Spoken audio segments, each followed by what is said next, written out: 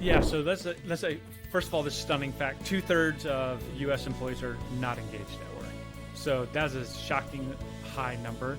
And if we compare engaged to non-engaged, the engaged people are 2.6 times more productive in their job than the people who are not engaged. And so that's just kind of a wake-up call right away. Hey, Uncommon Leaders, welcome back. This is the Uncommon Leader Podcast, and I'm your host, John Gallagher.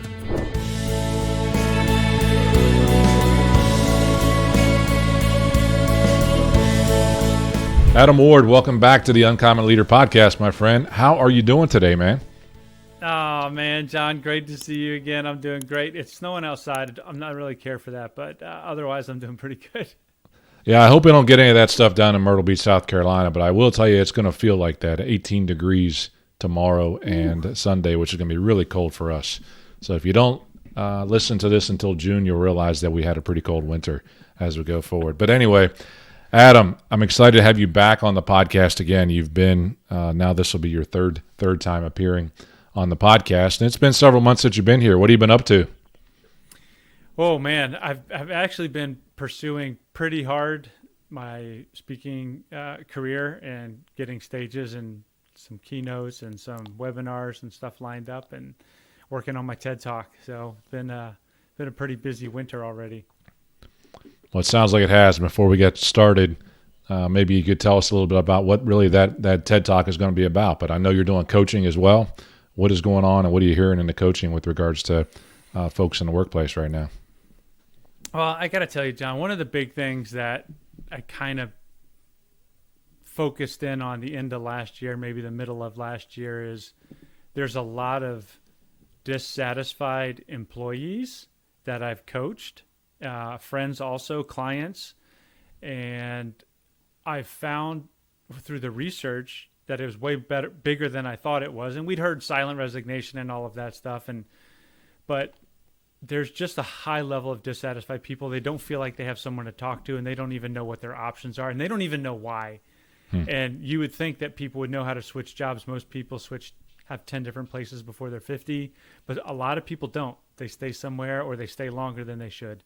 And that's what my mind's really been on the past probably 6 months. When you talk about it, that dissatisfaction, I mean, in some of that research that goes on, what are the ways that it manifests itself in the workplace? I mean, what are the things that show up when people are dissatisfied? Yeah, so let's say, first of all, this stunning fact: 2/3 of U.S. employees are not engaged at work. So that's a shocking high number.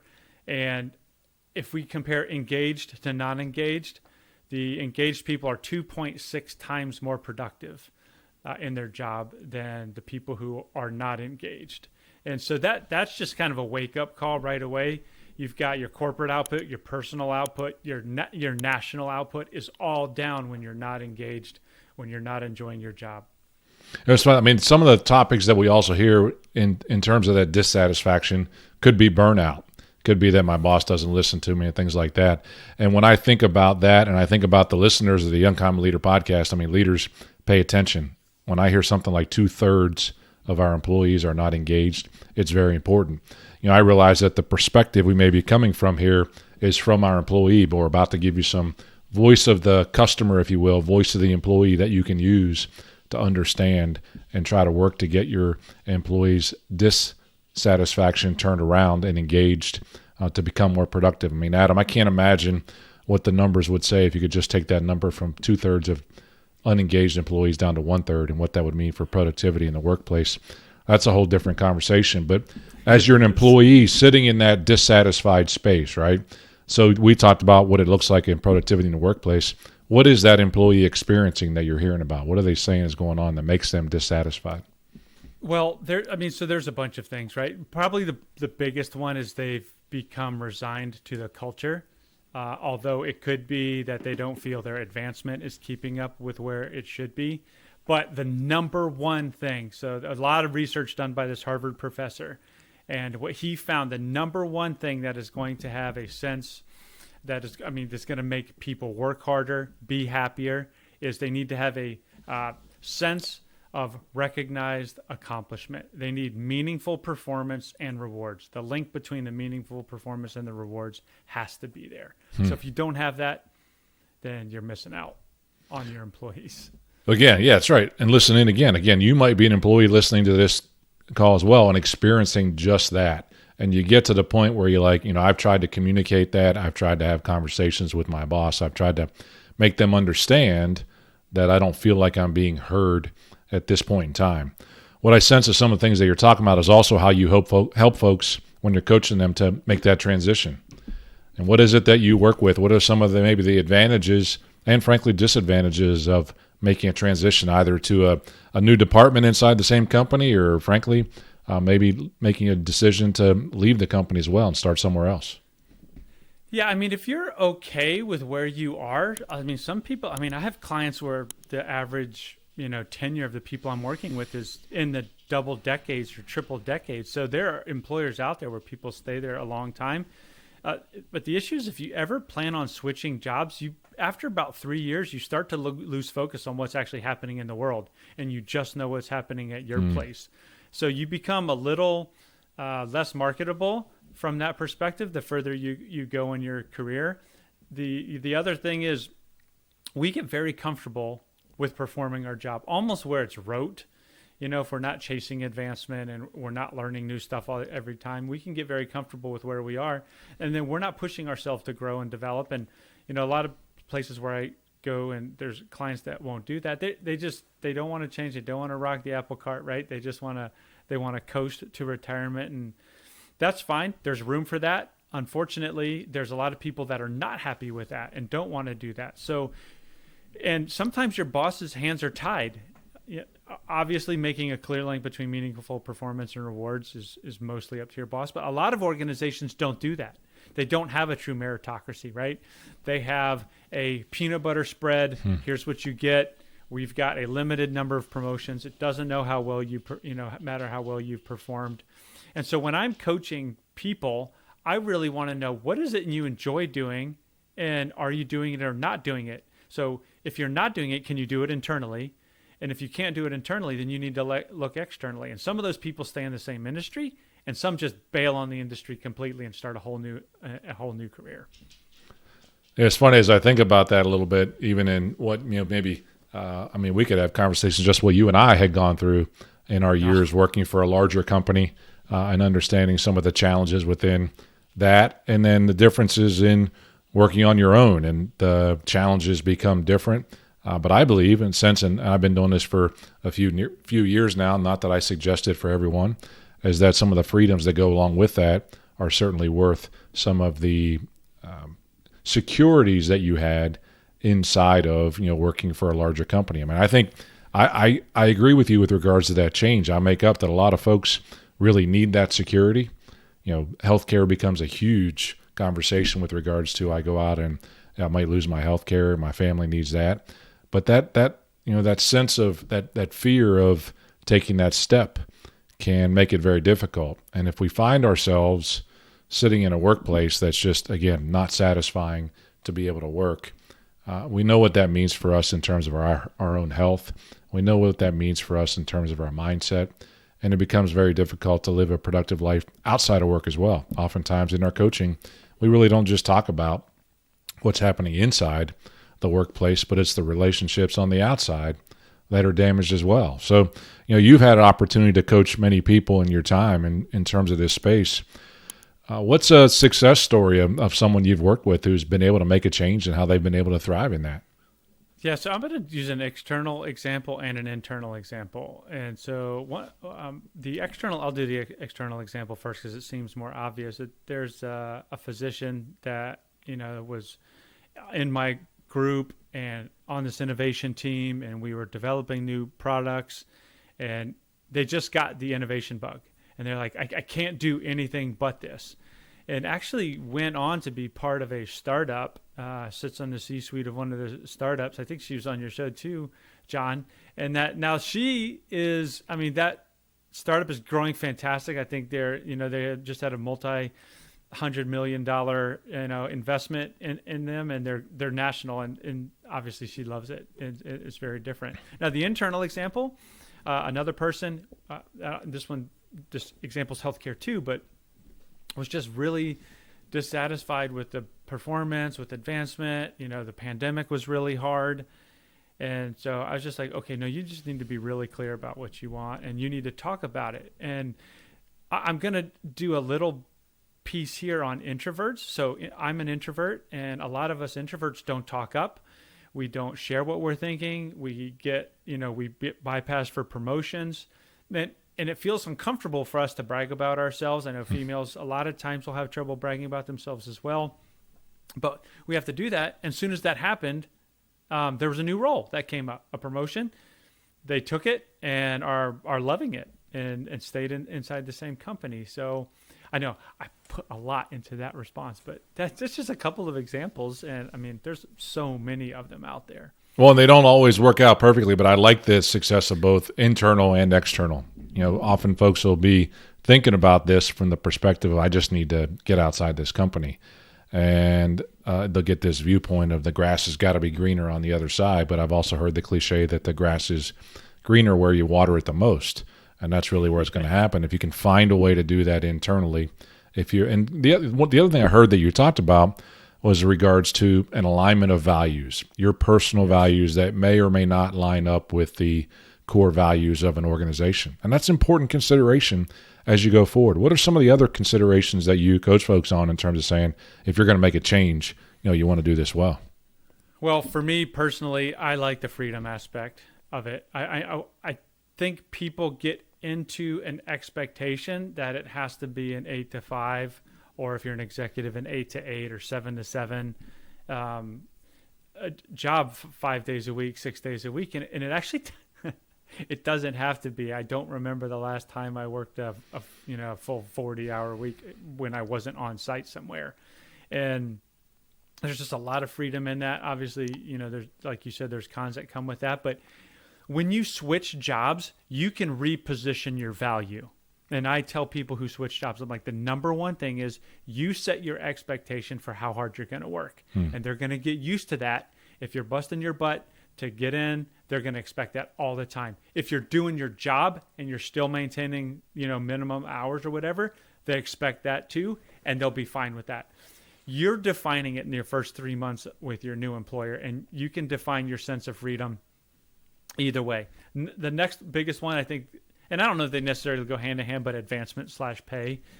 A lot of people, they want advancement. They want new challenges. They want to be responsible for something else. And there's only so many places that they can go. And a lot of them are afraid to get out of their expertise zone and try to make an advancement. And so I would say, besides the culture, the freedom and the advancement, you can completely reposition yourself when you do that.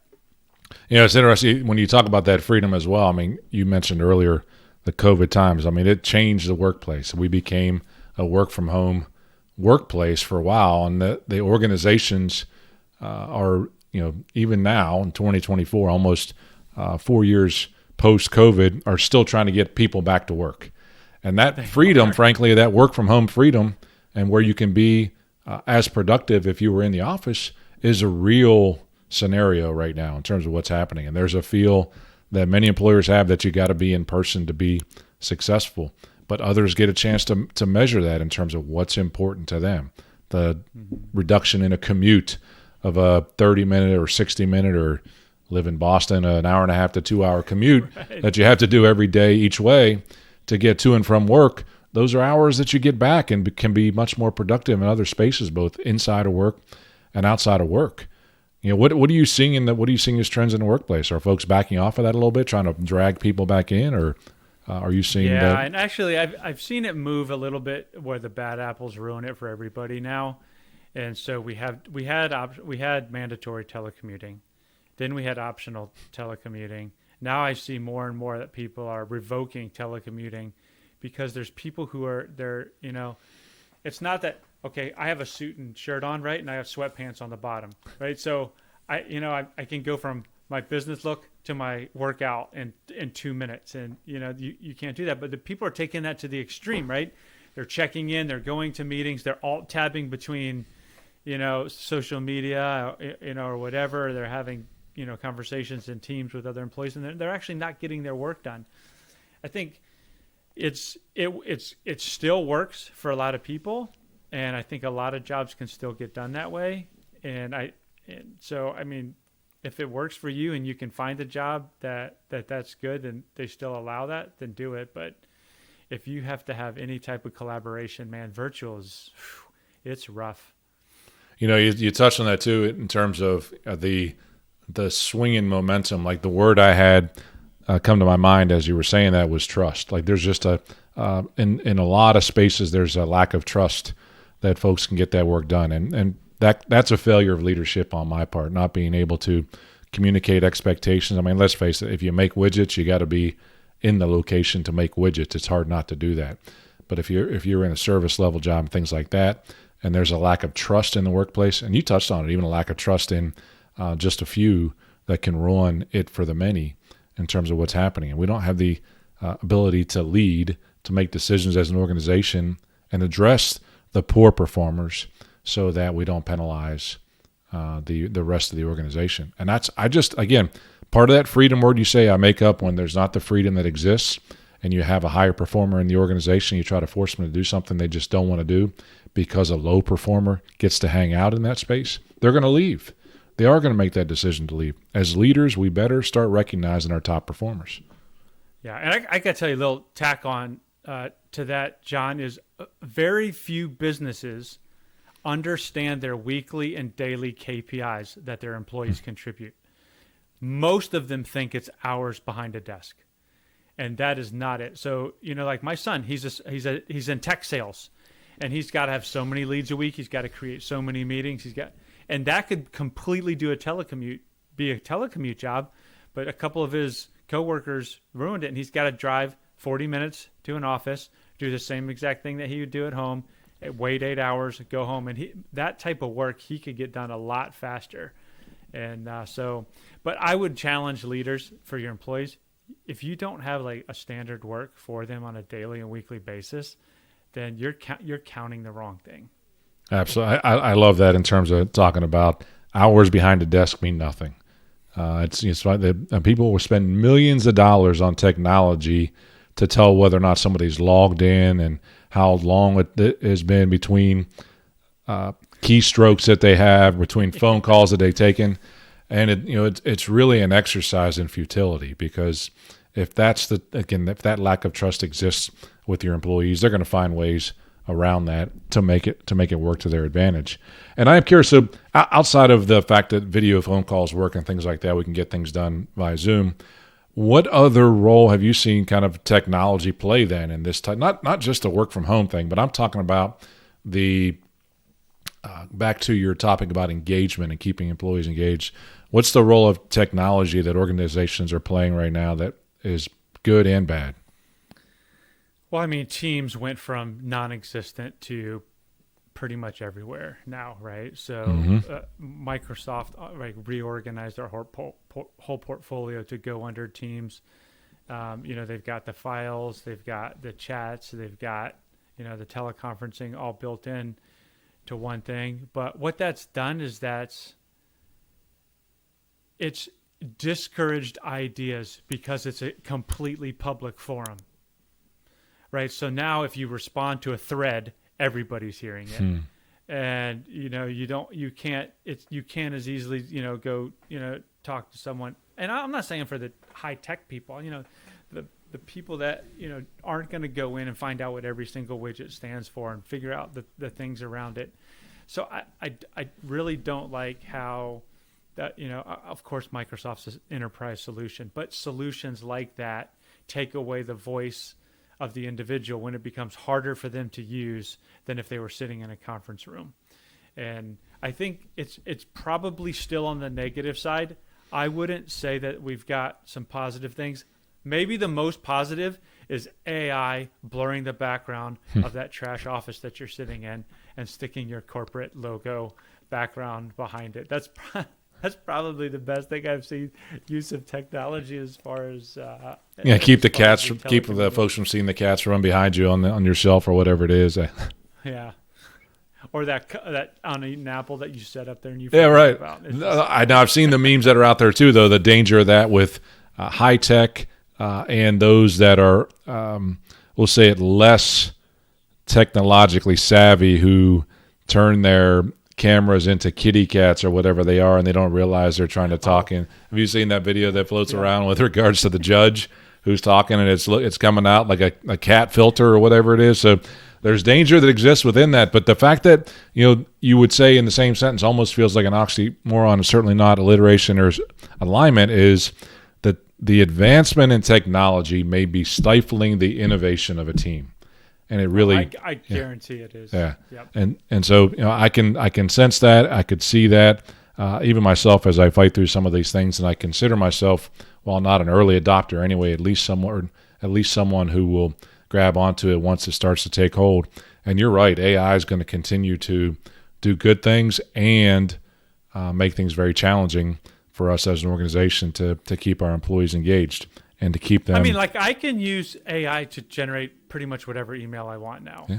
So, like, if I want hyper productive, and I can just jump in and use a generative AI, Google Bard, ChatGPT, whatever, create an email, limit it to one paragraph, change my tone to happy, do whatever I want to it, send it back, save 20 minutes, from composing it. So there's stuff that way too. There's definitely, I'm not saying technology is bad. I'm just, as far as a career path and as far as happy employees in general, since COVID, I haven't seen a bounce up yet. So let's get real pragmatic as we got to get down to the end of our time. You have a client that you're coaching. It's an individual.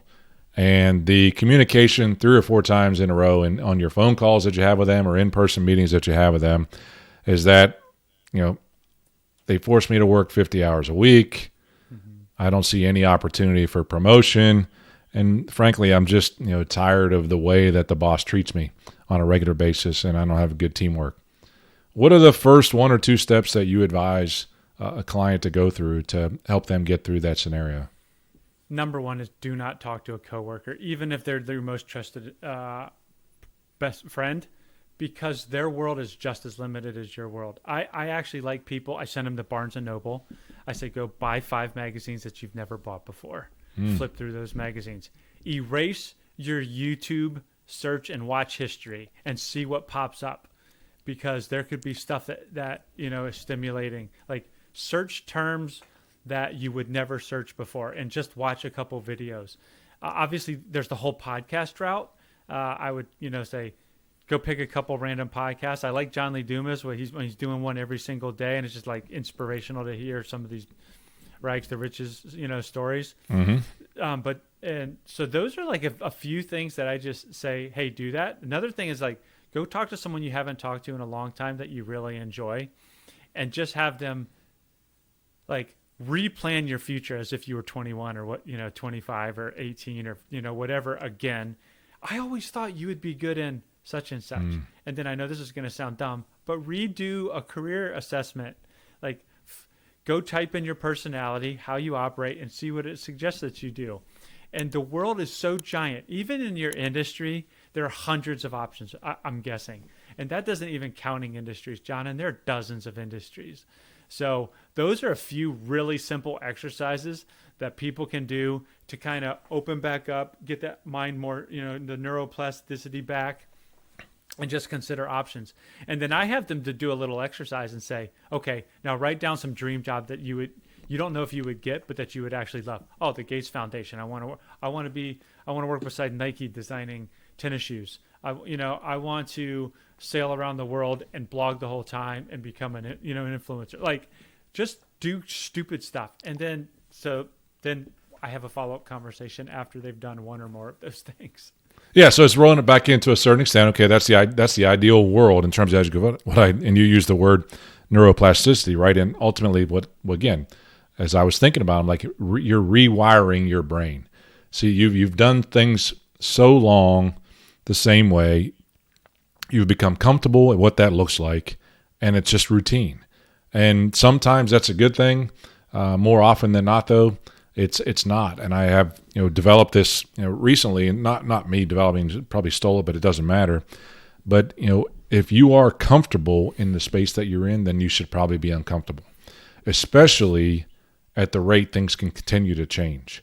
I mean, with regards to workplace, the economy, policy, all the things that we have really very little control over. What you do have control over, what you're talking about, are your own choices. How you go out and look for things, how you go out and teach yourself, how you go out and learn a new skill. When was the last time you did something for the first time, kind of thing, and just go out there. Don't try anything necessarily that's unsafe, but try something that you've always wanted to do. Absolutely. John, I got this. This is a little, I don't know how good it is, but it works. So now basically every resume that gets submitted gets run through an HR scanner, and the valuable thing gets pulled out, and then you get accepted or rejected based on the content of your resume. If you format your resume wrong, you could lose it. And so I'm actually telling people now to sandbag or over promote their resume, run it through an online ATS scanner, see what comes out. And if there's a job that you don't think you're qualified for, use the keywords from the job posting to create your resume to get to the interview, and at least do an interview. And there was one job that I took. There's one whole area of the job that I didn't know, and I put it on my resume anyway, and then I studied for 3 weeks before the interview. And then at the interview, I could talk well enough to get through the interview. And turns out that thing wasn't even a big part of the job anyway, but it prevented me from getting the interview or let me in. And I was extremely successful in that job and made the company a ton of money. And because I knew that I could do the job, I just knew this one little thing wasn't the best. So if you need a certification, put it on there, go get the certification. And then you can decide at the interview. And I love about people are afraid that they don't have the qualifications, but you can do a lot to get that resume through, and then decide if you even want the job and if they want you. So, well, I like that. I mean, look, we're not talking about integrity here. This is not what I hear with regards to what you're saying, but it's recognizing the need to get into one of those roles that you might have identified as really cool. Exactly. And if there's a gap that a piece of software can help you identify that gap and talk about that gap, you can teach yourself that gap. There are ways to learn speed reading and all kind of different things to really teach. We don't need a 4-year degree in rocket science to learn some of the things that you're talking about here.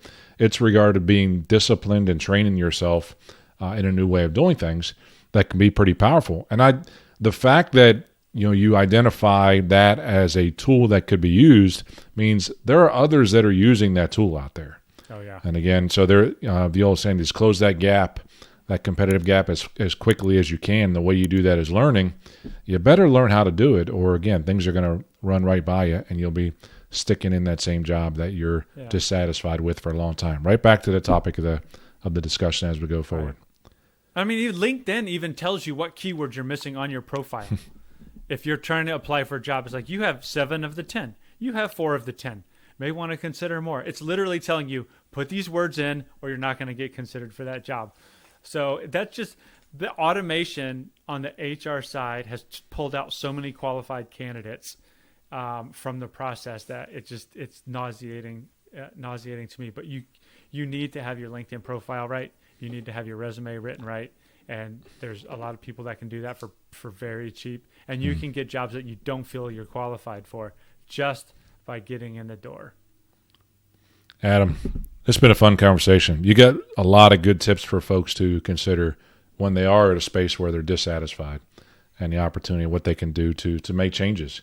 But as you said right at the start, if they're going to make a change, it's them, it's that individual that's going to have to make the choice to make that change. Not just in a new job change, but change as a person. Control what you can control.